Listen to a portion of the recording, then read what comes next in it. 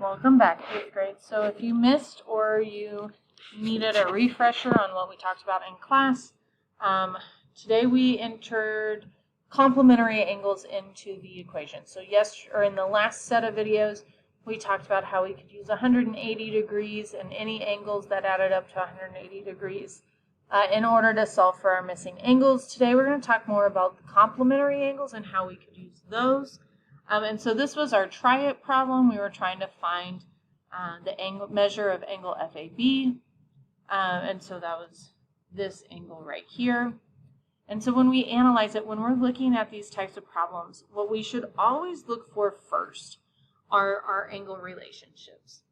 And so many of you in class today figured out, you knew by looking at it, like FAB, BAC, and CAD were a linear pair, or like they were all make a straight angle, so they would add to 180. Some of you noticed that our angle BAE was 180 degrees, so you did your 90 with your 4x with your 5x. Some of us realized it with FAD and used the 13x and 5x and added those to 180 degrees in order to find x.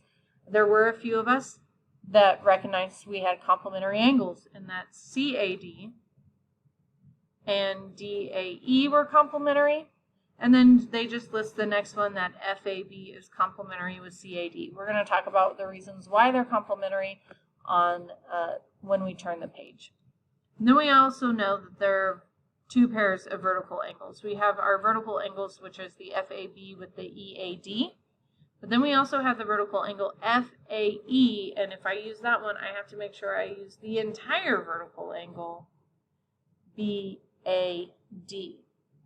And so we would know that 13x is equal to 4x plus 90 because these two angles make up the big angle.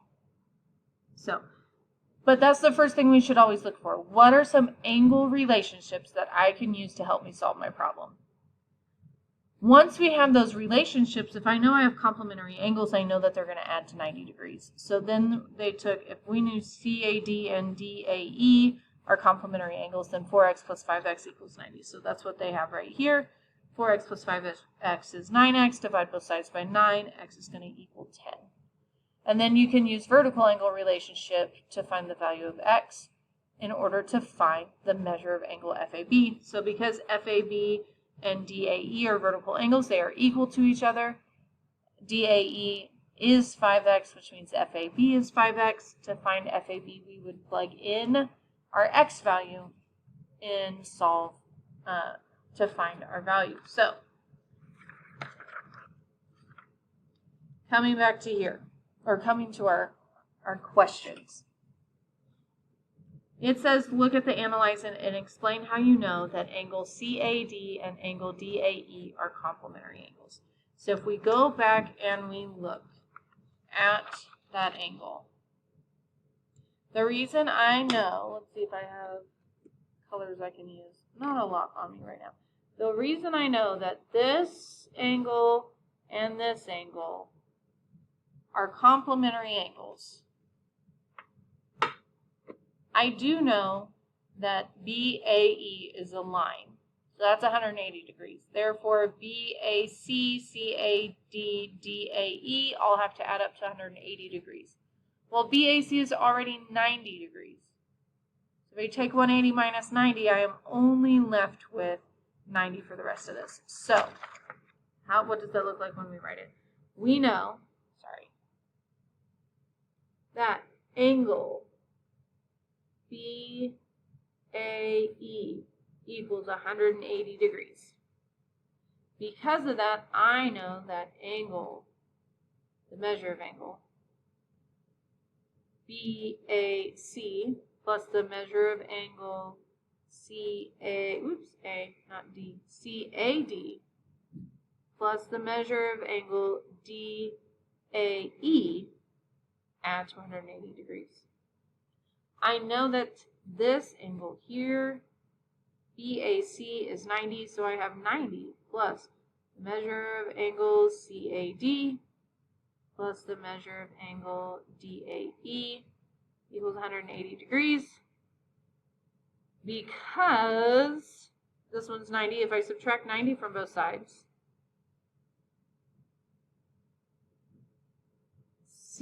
measure of angle CAD and the measure of angle, or plus the measure of angle DAE has to equal 90 degrees. That is all that is left for them. And we talked about that in class. If you were writing it as we went, or you got started on writing it as we went, I said measure of angle BAE is 180 degrees. Because BAC is 90 degrees, there is only 90 degrees left, and that's our explanation. Only 90 degrees left for angle CAD and angle DAE. Just because it's 90 degrees left does not mean it's 45 and 45. No one said the angles were equal. We just know that the angles added together has to be 90.